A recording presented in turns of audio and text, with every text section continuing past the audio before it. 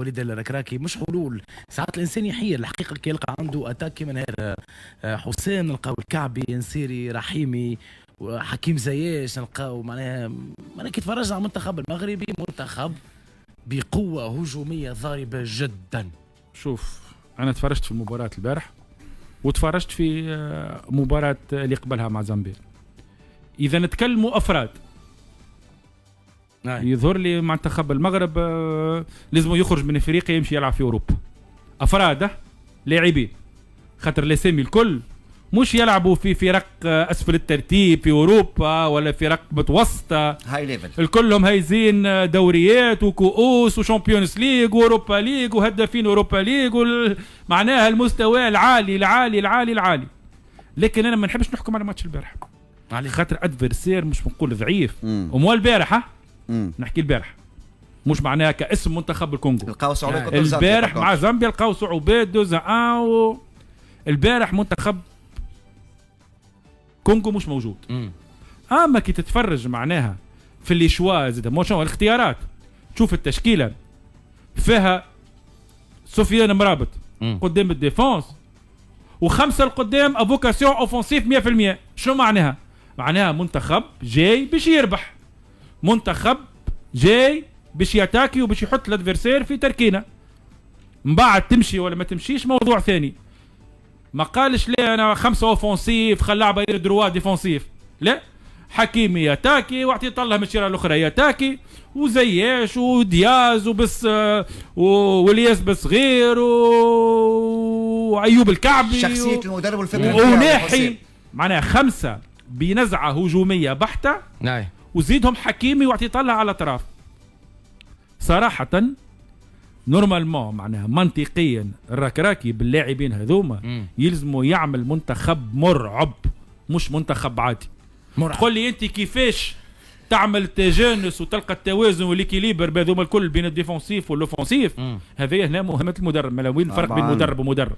انا نعطيك نجوم العالم هذوما الكل ونغزر للبنك نلقى سفيان رحيمي اللي هز شامبيونز ليغ ازياتيك وحده، هزها وحده مع العين، ونلقى شكون دخل ونلقى نصيري هداف سيفيليا، ونلقى اللاعبين هذوما الكل. يا خويا ما عليك انت الا تلقى التجانس. هو تنجم تقول في اسهل مجموعه جاء منتخب المغرب. لا اعطيني مجموعتهم. تنزانيا فيش اسهل من مجموعتهم؟ تنزانيا مجموعه نبداو بالمنتخب. المنتخب قارن لي كانت تنزانيا نيجر زامبيا. تنزانيا ما اقوى تنزانيا ولا ساوتومي؟ تنزانيا افضل. ليش ساوتومي؟ قارنا باقوى تنزانيا ولا ليبيريا؟ بليبيريا تنزانيا اخي. تنزانيا شكون اخرى؟ النيجر. مع شكون؟ نيجر باش قارنها مع ملاوي ولا ساوتومي؟ ملاوي اقوى.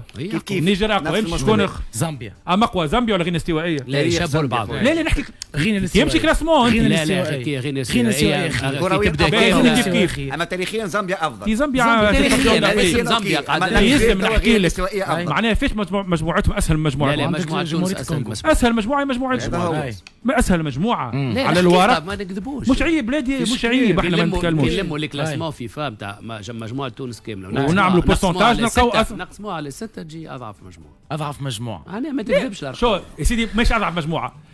مجموعه المغرب ومجموعه مصر ومجموعه اثنين احنا يتسمون المجموعات السهله.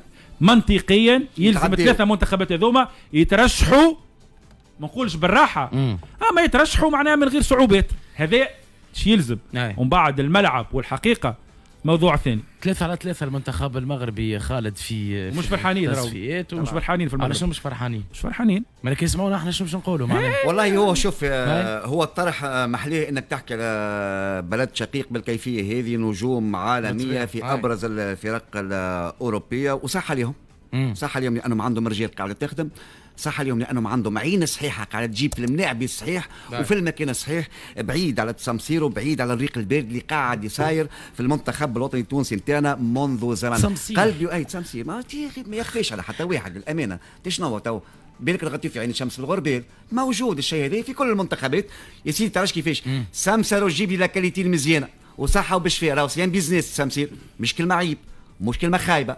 تشتغل على نفسك، جيب لي الكاليتي المزيانه، دور في اوروبا لانه في الجينيراسيون الثانيه والثالثه عندنا ملاعبيه كبار. لكن وينو؟ تسمسير يخدم بدون مقابل، هو يخدم بمقابل.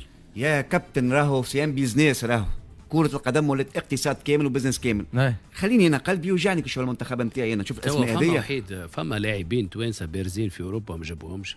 اللوج انا قلت اللوج على الصغيرات نتاعنا. انا نسمعوا فيهم نسمعوا فيهم عندنا برشا. فما لاعبين هذا اسماعيل الغربي قال لك ما نحبش نجي، زكي عمدوني قال لك ما نحبش نجي، راجل ما قراناش بالبروجي نتاعنا. واش ربيت دقيقه برك زكي العمدوني تيتولير في ليكيب ناسيونال تاع سويسرا قال لك خويا ما نحبش نجي. والشرميتي هو ما يلعبش جمله في البرتغال وما يلعبش في ايفرتون. اعطيني دوتر بروفيل ابار ثلاثه هذوما اللي هما دو كاليبر انترناسيونال. قبل ما نعطيك البروفيل قبل ما نعطيك البروفيل شكون والاسم، هيك انا نقنعك بالبروجي اللي عندي. انا شنو عندي كوم بروجي كجامعه تونسيه لكره القدم وللمنتخب ككل، وهيك نحكي مع الناخب الوطني نتاع البلاد نتاعي ونحط كل شيء قدامي. انا اليوم نحن نقدر نقنعوهم بالبروجي نتاعنا ولا نقدروا نغريهم حتى بالاموال الطائله، لانه اليوم المغرب باش تجيب لك الملاعبيه هذوما ولا الجزائر تحط اموال طائله. راهي اموال اكيد عندنا اموال لا ومش اكيد. انا مانيش متاكد. فما اموال طائله، فما اموال طائله تحط. انا مانيش متاكد. وحتى في المنتخب فما اموال كبيره تحط لبعض اللاعبين باش يتقدموا زي المنتخب التونسي. انا لي زيكو اللي عندي اللي اختاروا المنتخب المغربي ولا التونسي ولا المصري ولا الجزائري سيكو بقناعه. علاش نقول لك انا وقت اللي حكيم زياش جاه ماركو فان باستن قال له انت راك مستقبل الكوره والمنتخب الهولندي، مش قال له انت الملاعب باهي، قال له راهو باش تكون انت ستار نمر واحد على المنتخب الهولندي. وهو مولود في هولندا وبيتكلم كان هولندي، راه حتى على المغرب.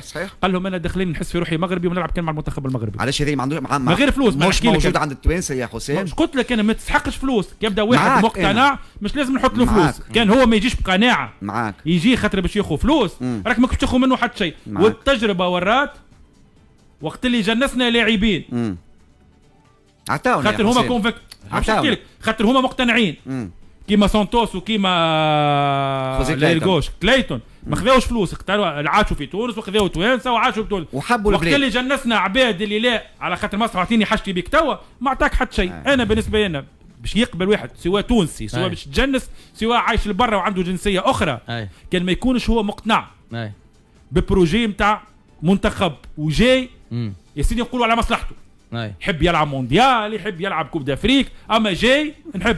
اما كان باش يجي الخطر باش نعطيه برشا فلوس راك ماك باش تخرج منه حتى شيء. كيف نجح الدكتور المغرب في استقطاب النجوم هذه اللي قاعدين نشاهدوا فيها واللي عملت هي معناها تروازيام ولا كاتريام بلاس مونديال في المونديال الاخير، ونشوفوا في النيفو ماشي ويطلع كما قال حسام نورمالمون معناها تكون عنده منتخب خارق فوق العاده. معناها كيف نجحت المغرب في استقطاب اللاعبين هذوما؟ عندهم توا اكثر من 10 سنين يخدموا، عندهم ديجا مشروع وطني كامل بدا بالاكاديميه اللي عملوها غادي بتاع محمد الخامس ظهر لي كان مانيش غلط. اكاديميه تخرج في لاعبين ممتازين فيهم برشا معناها يخرجوا في سن صغيره برشا 18 و19 برشا منهم يلعبوا توا في فرق حتى اوروبيه، مش كلهم يلعبوا في فرق اوروبيه من الصف الاول، فما شكون يلعب في فرق اوروبيه متوسطه لكن يلعب بانتظام. حاجه اخرى اللي الدوري المغربي ما يفوت حتى شيء، راهو الدوري التونسي راهو اما راهو معناها الفالور اجوتي القيمه المضافه النوعيه سالتو دي كواليتا معناها كي ينجحوا هما جايين من الانديه الاوروبيه.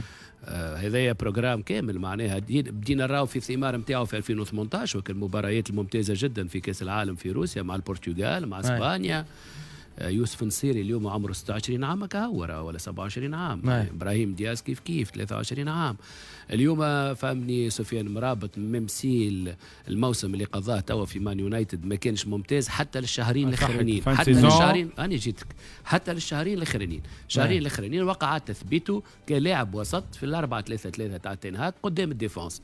وقتها في البوست نتاعو اللي نجح فيه في فيورنتينا ابدع ولكن عنده اصابات وكل شيء. لكن اليوم صديقي تقول لي ايوب الكعبي احنا ما نعرفوش معناها باك الافيكاسيتي الا مريناه في الاوروبا ليج معناها في الكونفيرنس بلوتو لعب اوروبا ليج من الاول ومن بعد لعب كونفيرنس وتوج معناها مع الاولمبياكوس وكان احسن هداف.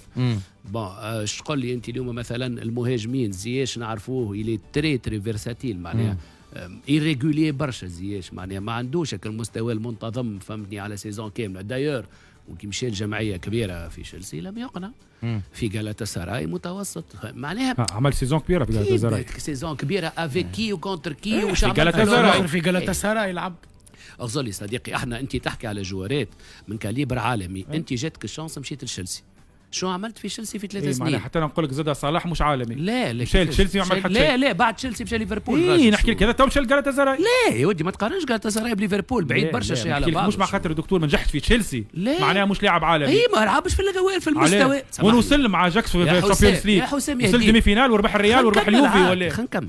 الراجل وصل مع اياكس ولا البالي باش يعملوا بعد اياكس شنو؟ مو تشيلسي ولا عمل با طلع لفوق لتشيلسي فشل هبط اجواء خايبه في تشيلسي. دوك تذكرها العام هذاك، شفت العام اللي عملته تشيلسي شبيه من تشيلسي ما عاودش. هي جاته اوفر في جالاتاسراي مشى. يا هديك يا حسام شبيه من تشيلسي ما عاودش رجع مشى مثلا الارسنال. تعرف دكتور جاته ما نجحوش في تشيلسي جاته اوفر. شبيه في تشيلسي مثلا هذا عمره 28 مش عمره 23 ولا 24 مازال في عمر. كما قلت انت تو العوامل الاخرانيين الكونترا الاخراني الكبير تلقاه جاته كونترا كبير في جالاتاسراي وتولي تلعب على الشامبيونا وتلعب شامبيونز ليج. عمل الخطوه ذيك وعملوها برشا جورات كبار. كي توجدوا الفلوس في تركيا مشى ولا بروف اللي هو حتى كي مشى وما نجحوش في جالاتاسراي على المستوى الاوروبي. اخزر انت شكون موجود؟ تو موجود إيكاردي وموجود ميرتنس وموجود هو وموجود ندومبيلي وموجود كذا. ملاعب كبير ولا زياش؟ ملاعب كبير ام ايريغولي موش ديما موجود وقت تسحق. كان في تشيلسي حتى بعد على المنتخب المغربي تذكر العام مع يكسر طيحوا الريال وطيحوا اليوفي وطيحوا كان هو احسن لاعب واختاروه من احسن اللاعبين. 2019 نتذكر نحكي لك معناها هيك سيدي نحل الموضوع هذه ونعملوا عمليه قياس. تفضل. المشكل اللي كونوا الستار هذوما فهمتني يتبناو فهمني فيهم اللي يتبناه معناها على المستوى الوطني، لكن 80% معناها من البروز نتاعو يصير في اعلى الكومبيتيسيونات والمسابقات الاوروبيه. وحتى فيهم برشا كما قال لك حسام يتولد في هولندا زيش 31 سنه يقول لك ونيس. برشا مولودين في هولندا وبلجيكا فهمتني. اليوم فهمتني كي راهو